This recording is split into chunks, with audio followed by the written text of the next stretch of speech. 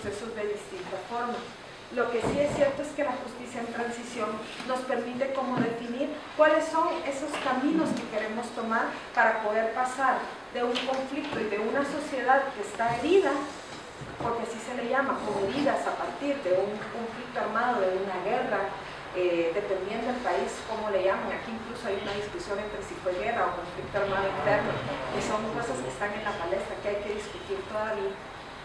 Cómo cada país ha definido cómo hacerlo y cómo tenerlo. Pero la mayoría ha planteado como una serie que va relacionada y que puede repetirse o no, pero que son como la generalidad de la justicia en transición. Primero, que la justicia... Solo lo iba... ¿Les queda bien? Yo igual se las voy a dejar, La justicia en transición, en general, yo saqué el planteamiento de la ICPJK, que es un instituto que trabaja el tema de justicia en transición. Es el conjunto de medidas judiciales y políticas que diferentes países utilizan como forma de reparación por las violaciones masivas a derechos humanos que se cometen en un contexto. De eso estamos hablando. Pueden ser acciones penales, comisiones de la verdad, pueden ser programas de reparación, diversas reformas institucionales. Es cómo abordamos la transición en una época, pero aquí estamos hablando también de cómo vemos los problemas estructurales del país. O sea, además de un conflicto armado y de todo lo que estamos planteando, estamos hablando en Guatemala de racismo, exclusión, desigualdad, patriarcado. Estamos hablando del clasismo. Entonces a eso se une también, no solo es ver qué pasa en un conflicto, sino cómo tomamos esos problemas estructurales latentes. No es algo que eso viene desde la colonia y desde antes de la colonia, que ustedes ya lo hablaron. Esto cómo se refleja en la actualidad todavía. Y se plantea que es importante la justicia de transición porque las víctimas tienen derecho a ver a los que cometieron las violaciones de los derechos humanos como un castigo, que en este caso puede ser desde la manera judicial, que son los casos que se llevan en la actualidad, pero yo creo que aquí vamos cambiando dependiendo de nuestra sociedad. Y aquí tenemos que tomar en cuenta que somos un país pluricultural, entonces hay formas en que se ve esa forma de castigo o justicia para las diferentes formas y formas desde las comunidades también. Yo ahí les voy a poner un ejemplo, les voy a decir por qué se los planteo de una forma diferente. A conocer la verdad, que eso es latente. Si ustedes ven las demandas actuales de las sobrevivientes del genocidio, ¿qué es lo que plantea? Queremos saber dónde están nuestros desaparecidos o qué pasó en la comunidad. Y a recibir reparaciones. Ahí hay una discusión, pero en Guatemala es el Programa Nacional de Resarcimiento, que es una discusión, pero que a eso se habla de la reparación. Es una reparación integral. No estamos hablando de reparación monetaria, estamos hablando de una reparación integral que se refiere a lo psicosocial, a recuperar formas ancestrales, a recuperar la historia de tu comunidad, a recuperar el nombre de la gente que no está todavía visibilizada en un conflicto, etc. Todo eso es una reparación integral. No estamos hablando de entregar una cantidad de dinero o de hacer una casa, estamos hablando de cómo una comunidad se siente acompañada y redignificada después de un conflicto armado.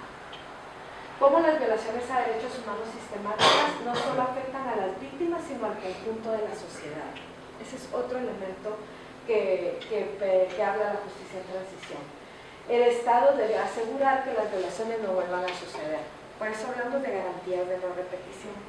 ¿Cómo buscamos esos mecanismos para que estas violaciones no vuelvan a pasar? Y que las sociedades que no se enfrentan a esas violaciones masivas de derechos humanos suelen quedar divididas. O lo que muchas veces hablamos, se polariza una sociedad, porque unos están de acuerdo, otros no, ideológica, política, y empiezan a verse un cúmulo de factores que a lo mejor no tienen absoluta, que lo único que están es contaminando una posibilidad social de diálogo, y que no las podemos percibir porque no conocemos el contexto en el que se desarrolla.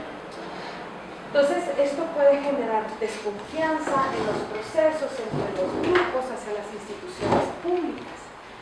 Si tomamos un caso como el de Guatemala, en referencia a la importancia, o sea, hay cosas que suceden después del conflicto armado, que lo plantean los acuerdos de paz, que es nuestra base fundamental, aunque sea una agenda, porque no se da la posibilidad de que se vuelva una ley o algo a partir de la decisión de la sociedad.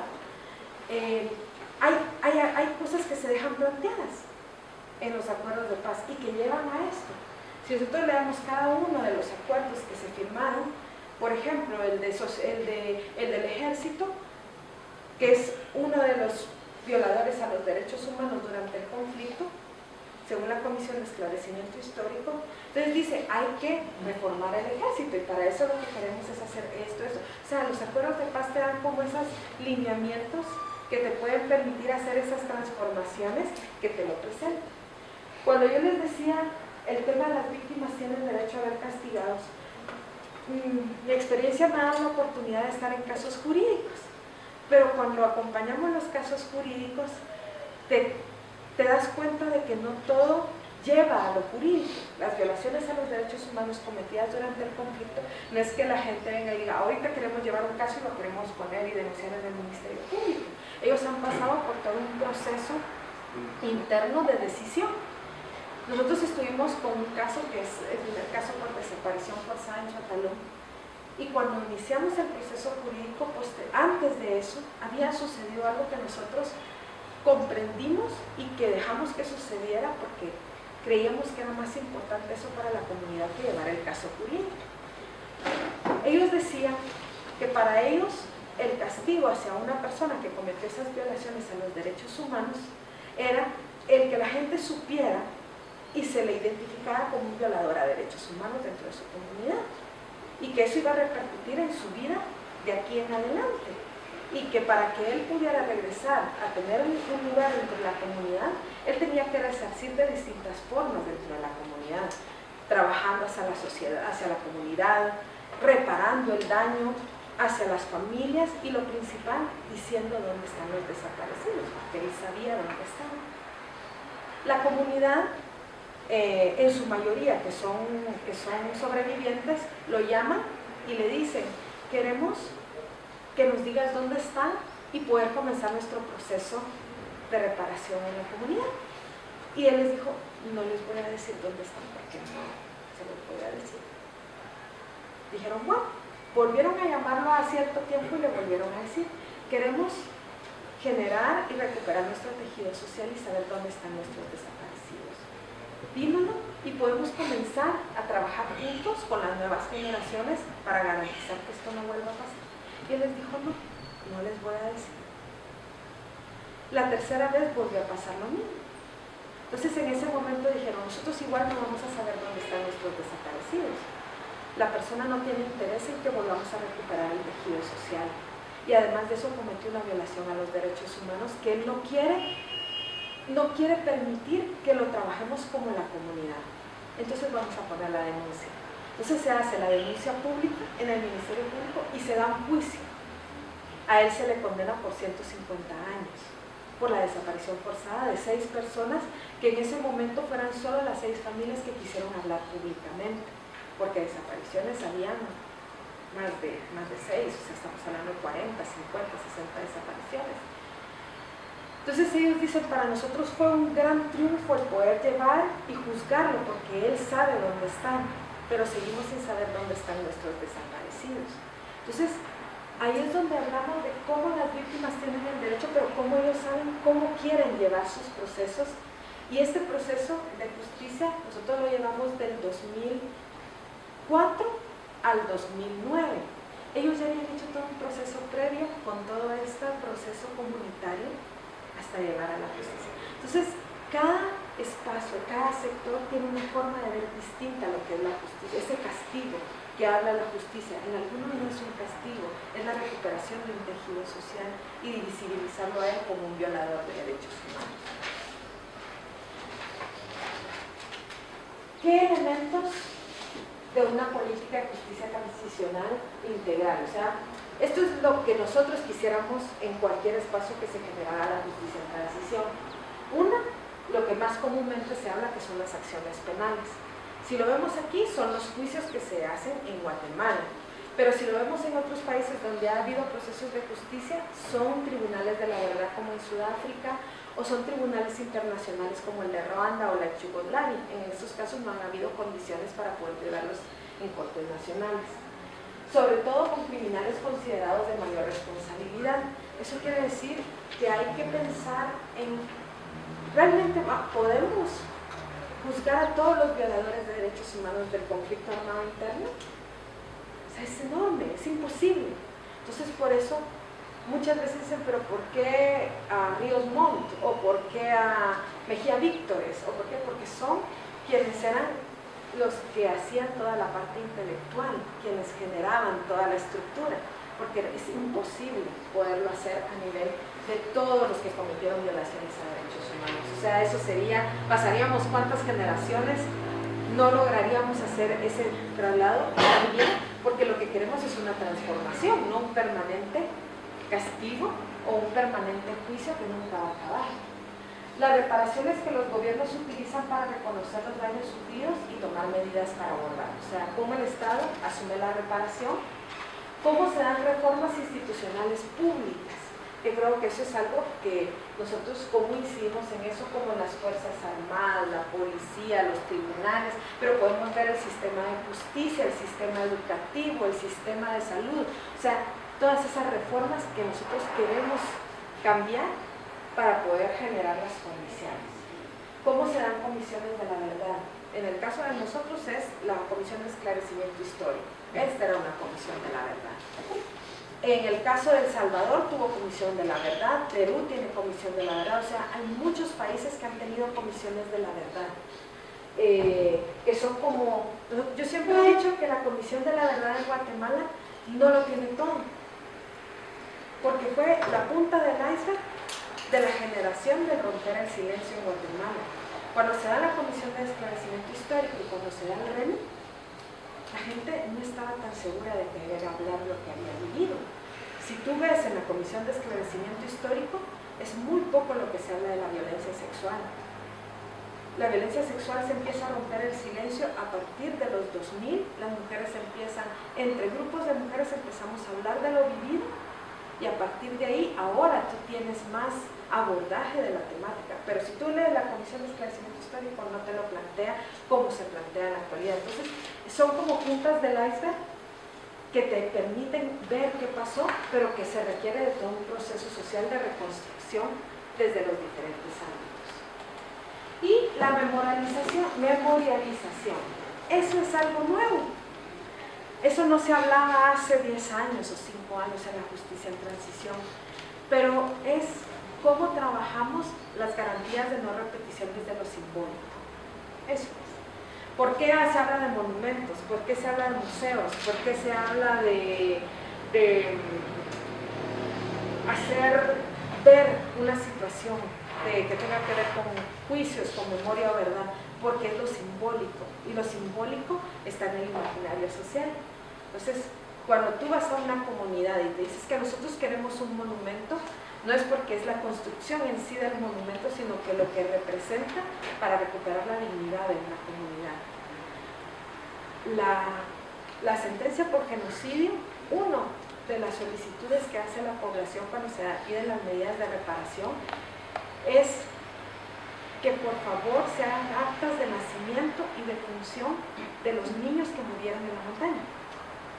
Porque los niños nacieron en la montaña, muchos, pero no había nadie, solo ellos tienen apuntado cómo le iban a poner y cuándo nació, y cuándo murió. Tomando en cuenta que pasaron 10, 12 años, 8 años en la montaña. Una medida de reparación que ellos piden es eso, cómo mantener la memoria de ellos con un acta de nacimiento y un acta de función, solo eso. Entonces, eso es parte de lo simbólico y la memorialización. Entonces, esto es como en general lo que es la justicia en transición.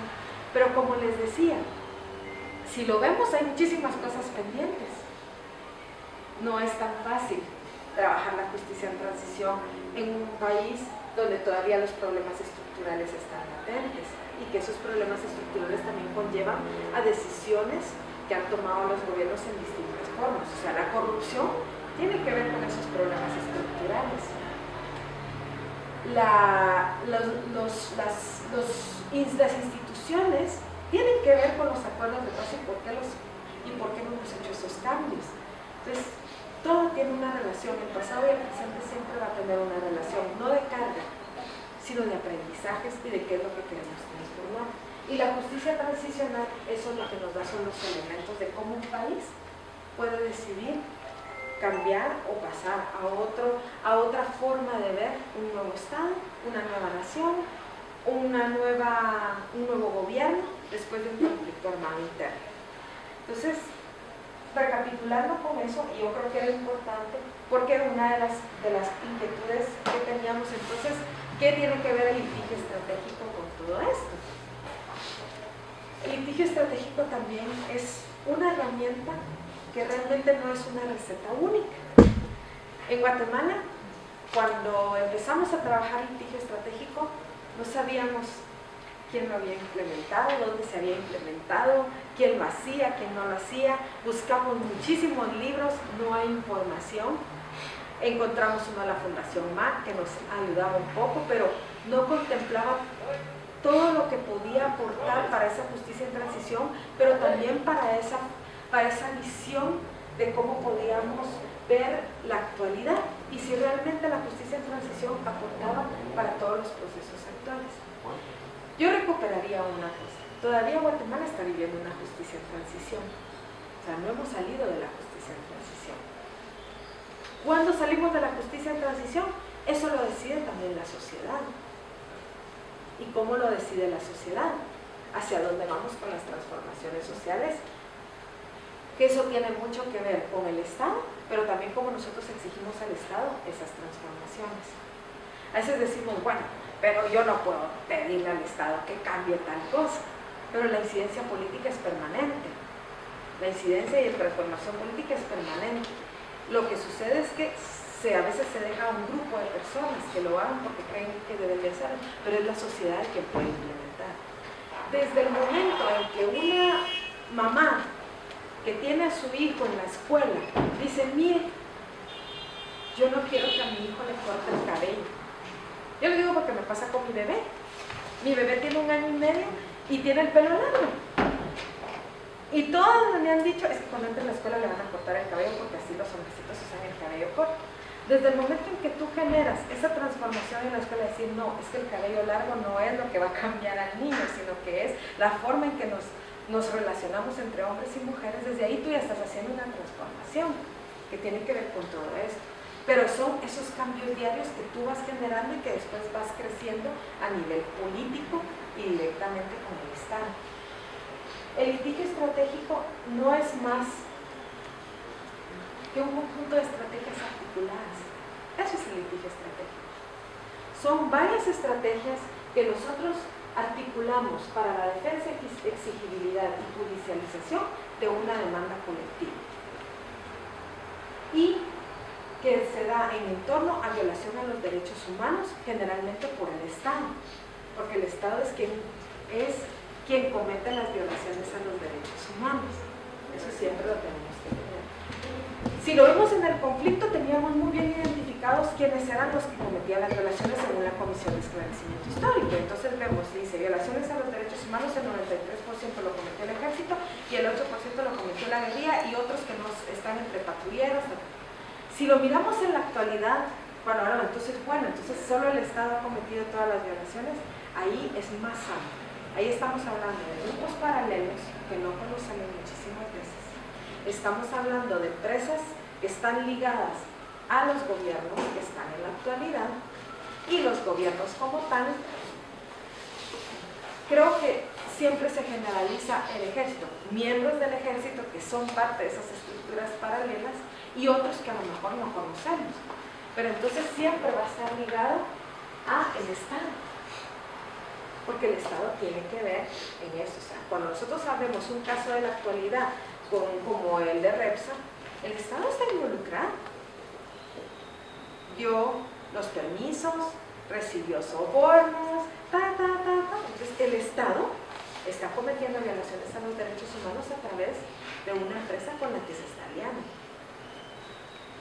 Entonces siempre está involucrado el Estado. Entonces el litigio estratégico lo que hace es que activa por violaciones a los derechos humanos y que esto que involucra por acción o omisión al Estado y busca generar precedentes jurídicos, políticos y sociales.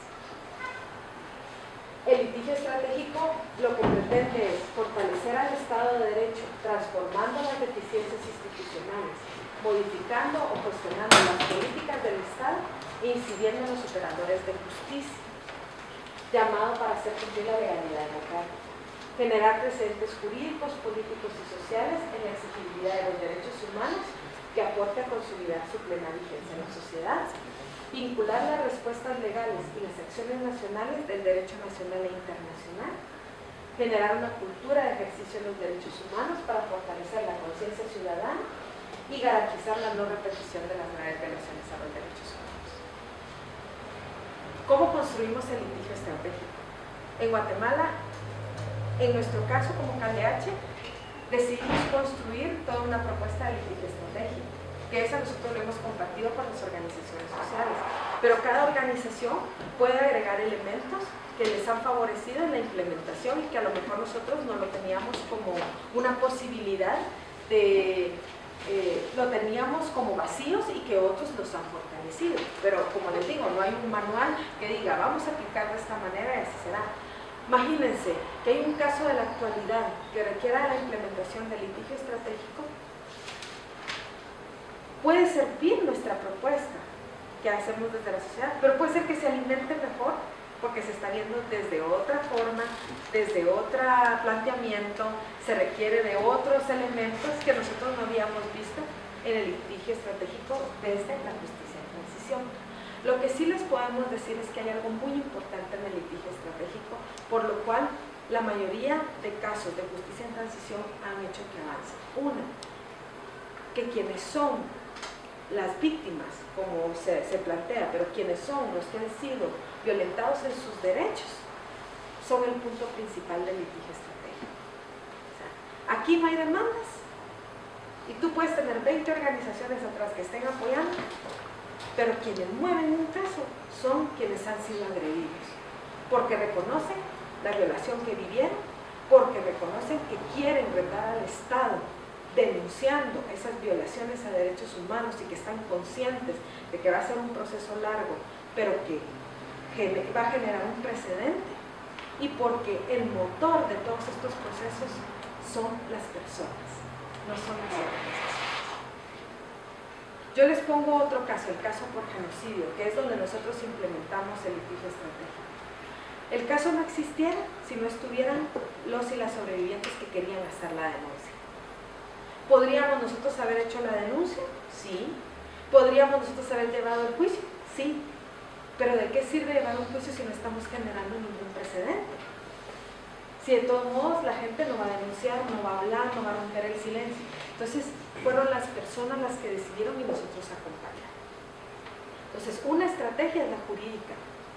Y cuando hablamos de la jurídica es como un equipo legal, y aquí recojo a los que están aquí estudiando leyes, como un equipo legal tiene esa posibilidad de verlo desde una manera jurídica, de utilizar el derecho nacional e internacional para poder juzgar esa violación a los derechos humanos. Si vemos los casos de justicia en transición, ¿cuáles se han utilizado? Se han utilizado los convenios nacionales e internacionales, se ha utilizado la jurisprudencia de Ruanda, de la Yugoslavia, se ha utilizado la jurisprudencia de casos de violencia sexual en otros países, de Perú, de Argentina, de Chile. Entonces, tener esa capacidad de no verlo centrado en el Código Penal, sino verlo centrado en todo ese bagaje que se ha construido a nivel internacional, y que eso te da salud, y que eso te da una posibilidad de verlo distinto, de verlo desde otro ámbito. ¿Cómo tenemos también la posibilidad de tener una estrategia comunicacional? ¿Qué pasa con lo comunicacional? Ustedes, todo el tema de las redes sociales, todo el año pasado se movió con redes sociales, mucho de lo que se trabajó fue con redes sociales. Nosotros no somos de esa... No, en el juicio por genocidio no estaba tan implementado, pero ¿qué hicimos? Una estrategia comunicacional en 5 idiomas, en 7 idiomas mayas. O sea, somos un país, ¿y quiénes son las víctimas y sobrevivientes de la violencia, de las violaciones de derechos humanos? Las comunidades indígenas. Entonces no podíamos hablar en español y generar todo en español si estamos hablando con personas que tienen un idioma materno. Entonces, ¿cómo reivindicas el idioma y la cultura de cada una de las comunidades que participan en estos procesos?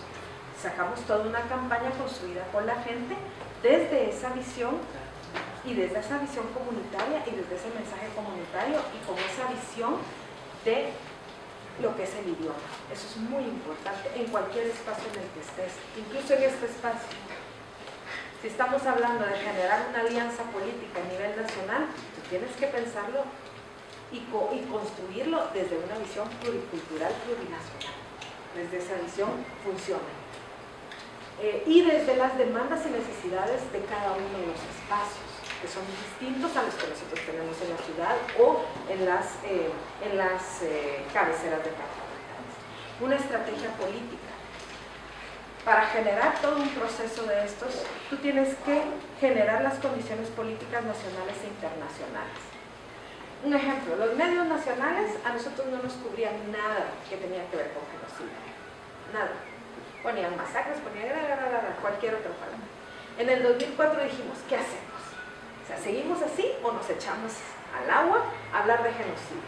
Hicimos el primer encuentro de racismo y genocidio en el 2004 y llegaron 2.000 personas y nosotros esperábamos 300. Y todos querían hablar del genocidio y del racismo, porque no había espacios donde hablarlos. A partir del 2004, los medios empezaron a utilizar racismo y genocidio. Entonces, ¿cómo tú generas una estrategia comunicacional para plantear lo que tú quieres decir, lo que tú quieres transmitir? El juicio por genocidio, o sea, dijimos cómo hacemos para garantizar que todo vaya con el debido proceso, sabiendo la impunidad que hay en Guatemala y que es un caso paradigmático. Sabíamos que podía haber un litigio malicioso total, que desde el primer día iban a meter un recurso, eso ya lo sabía. ¿Qué haces tú? Tú la única forma en que lo tienes para garantizar es que haya una observancia que no sea la tuya, porque si no van a decir que es totalmente parcial. Entonces, a partir de construcción de redes políticas, vinieron aproximadamente 200 observadores internacionales, que les decíamos, tienen que venir a observar porque esto es trascendental, o sea, esto no va a volver a ocurrir en Guatemala. Si vuelve a ocurrir, no va a ser en las garantías en las que están ahora. Entonces, la gente venía a observar un juicio para poder hacer informes, por supuesto salieron muchos informes después, sobre el debido proceso, sobre el empoderamiento de las víctimas, pero vinieron a observarlo, había gente que estaba observando, había gente que estaba anuente a este proceso, que apoyaba este proceso, y organizaciones, y les voy a decir, a veces uno cree, solo estaban las organizaciones, no, había muchísima gente que nosotros ni la conocíamos, que nunca habíamos visto que llegara una marcha, a una actividad, y la gente llegaba, era porque había un vínculo con lo que estaba pasando, y que aunque era joven, porque llegaron muchos jóvenes, era porque tenía un vínculo con su historia, con su memoria, que es la memorialización también, y que nosotros le decimos es regresar al ombligo, es regresar a la identidad. Entonces eso también es una generación de que tú regresas a tu identidad comunitaria, de familia, no lo sabes. Entonces también eso generó. ¿Cómo regresas? ¿Cómo vinculas tu historia con lo que estaba pasando en ese momento? A mí un chico me decía, pero mire, yo ¿por qué voy a cargar por una historia que no es mía? O sea, es una carga muy grande, muy pesada hablar del conflicto armado. Yo le decía, tienes toda la razón. O sea, no puedes cargar y que yo te pase la mochila a ti y yo a ti, pero sí puedes comprender a partir de lo que sucedió qué es lo que quieres cambiar. Si no entiendes el conflicto armado y las causas estructurales del conflicto, no sabes para qué estás haciendo todo lo que estás haciendo en la actualidad y hacia dónde vas con esto. Si nosotros sabemos cuáles son esas causas estructurales, tenemos capacidad para ver. La otra estrategia que nosotros también utilizamos fue la estrategia de acompañamiento. Dicen, bueno, la gente va y viene. No, la gente para poder llegar a un juicio, por ejemplo, trabajamos 13 años. ¿Y qué hicimos? Reconstruir la memoria colectiva, reconstruir la memoria individual, reconstruir la memoria con los jóvenes de la comunidad, de cómo ellos miraban todo lo que había sucedido y cómo se veían ellos en ese espacio. Trabajamos el romper el silencio con las mujeres, pero para eso pasaron 13 años. Hicimos procesos colectivos. Ahora a lo mejor va a ser mucho más fácil porque ya hay mucho más herramientas, hay más gente trabajando, pero 13 años fue el romper el silencio para llegar a un espacio. Pero el acompañamiento es cómo tú tienes esas relaciones directas de pares, de igualdad. Tú no eres el que sabe, no, aquí todos sabemos. Lo académico es una cosa y lo comunitario, eso es lo occidental, eso es el eurocentrismo. No, nosotros sabemos de que tenemos el conocimiento de mi madre, es científico. El de mi abuela con las plantas, cuando uno le decía, hay que ponerle esto porque esto le va a quitar a los niños, le decían, échale unas gotitas de manzanilla en el ojo para quitarle los cheles porque eso está la enfermedad. Eso es científico. Todos tenemos un conocimiento científico. Entonces, todo esto ligado, como se dan cuenta, siempre existe una relación del pasado y el presente. ¿Tiene esto que ver con la actualidad? Sí. Cuando vemos la actualidad y lo que pasó el año pasado, fue impresionante. Yo les voy a decir, en mis 12 años de trabajar en esto, en las marchas que he asistido en los últimos 20 años, es la primera vez, después de la revolución del 44 y las marchas de Iztahuacán que se dieron durante el conflicto, que yo miro la cantidad de gente de clase media que decide conglomerarse y que decide ir contra la corrupción. ¿Por qué? Porque vieron nuestros intereses, vimos nuestros intereses y vimos que nos estaban robando, vimos que estaban violando nuestros derechos diarios, el derecho a la salud, el derecho a la educación. O sea, nos dimos cuenta que violaron nuestros derechos y que están violando nuestros derechos todavía. Entonces, eso fue muy impactante. ¿Por qué? Porque da un paso adelante a lo que nosotros consideramos que es importante para romper y pasar de la justicia en transición a nuevas formas. Y es la sociedad decide tomar y decide romper con esto. Para pasar de la justicia en transición tenemos que hacer eso, romper con esto. No romper con el pasado, aprender del pasado y continuar, pero aprendiendo con esto. El litigio estratégico solo es esa herramienta que puede funcionar, pero todo depende de cómo la apliquemos y qué queremos. No tenemos que aplicarlos todos. Yo el otro día me puse a pensar, ¿qué haría con el caso TCQ? ¿O qué haría yo con el primer caso de Valdet y por lo que se fueron? Yo haría una estrategia comunicacional, deberíamos de hablar de la corrupción, deberíamos de generar esto en las comunidades, deberíamos de plantear esto. El litigio estratégico se puede aplicar para cualquier caso de la actualidad, porque al final no tenemos que ir a nosotros judicializar el caso, pero sí generar las condiciones para que ese caso paradigmático diga, ningún otro presidente puede volver a hacer lo que hizo, y que si vuelve a pasar, se va a ir a la cárcel también. Entonces, ¿cómo nosotros del litigio estratégico tomamos lo que nosotros necesitamos y a partir de ahí lo que ustedes están haciendo es generar las condiciones para garantizar la no repetición en relación a un caso del presente? Pero yo agregaría además lo que ustedes están haciendo, que tengo entendido, es cómo entendemos el pasado y cómo la memoria juega un factor fundamental en la toma de decisiones del presente. Para terminar, porque yo sé que hay un espacio más amplio de ahí, no solo para dudas, sino para poder discutir, nosotros como CalDH sí tenemos una relación con todo el trabajo emancipatorio y sí tenemos una vinculación con lo que pasa en el presente. Las demandas históricas para nosotros son importantes porque están dejando un precedente de que nadie está sobre la ley. Nadie puede estar arriba de la ley. Ningún presidente, ningún violador a derechos humanos, ningún dictador, nadie. Quien comete una violación debe de estar ahí, debe de estar preso y estar condenado y además señalado por lo que hizo. Ríos Montt, dicen, es que se anuló el juicio. Nosotros hemos tenido oportunidad de darle seguimiento a eso. Él ya no está en su sano juicio, y efectivamente es así. Ya se han hecho suficientes exámenes. Sin embargo, cuando yo leí el expediente clínico de él, que es público, se dio en tribunales, una de las cosas que dice es: yo estoy encarcelado desde el 10 de mayo. Yo no puedo recibir gente porque yo estoy encarcelado. Yo fui juzgado. O sea, él en su imaginario, aunque ahorita esté llevándose un juicio nuevo, él fue juzgado. Y él dice: voy a ser recordado como un genocida.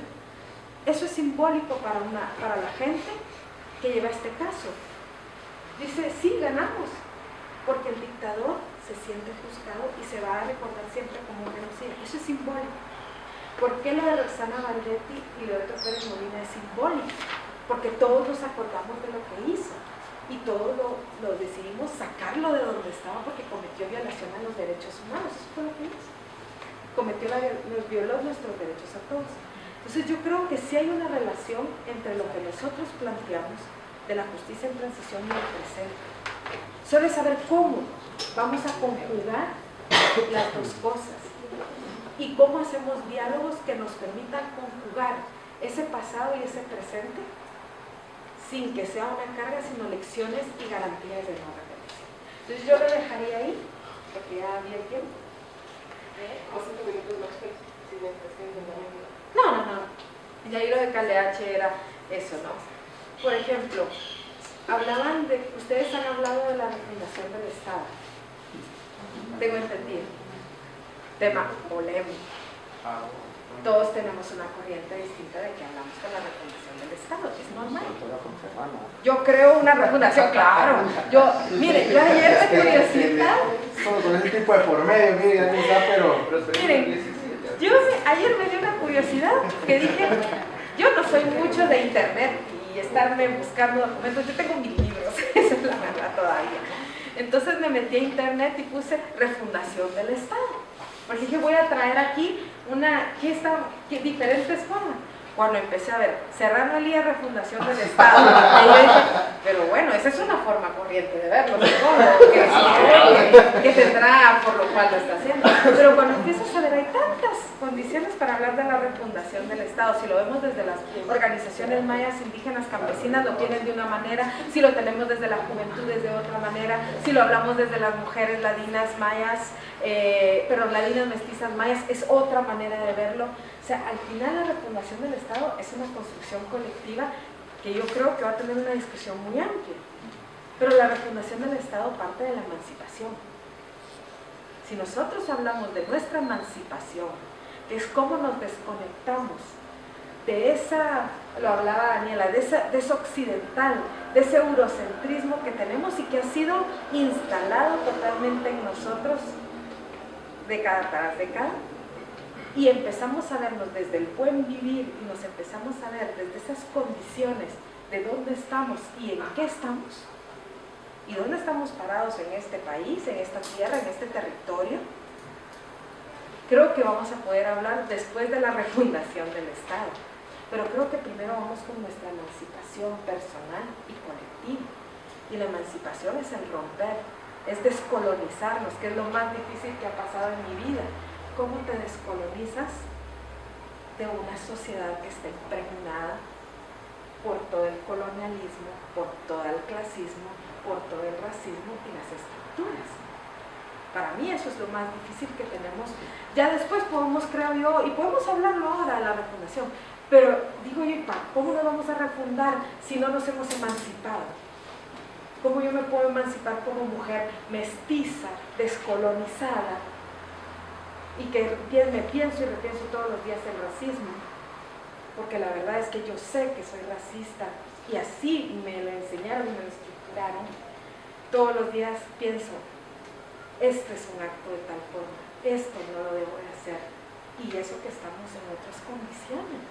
Entonces yo creo que primero vamos por lo emancipatorio. ¿Cómo nos emancipamos? Las mujeres nos emancipamos. Nos emancipamos desde ser mujer, desde ser feminista. Yo soy mujer, feminista, defensora, y pongo todo el listado de todo lo que soy, pero es procesos emancipatorios. Entonces yo lo dejaría ahí, porque ahora sí me puedo y lo dejaría ahí. Les dejo la presentación. ustedes deciden.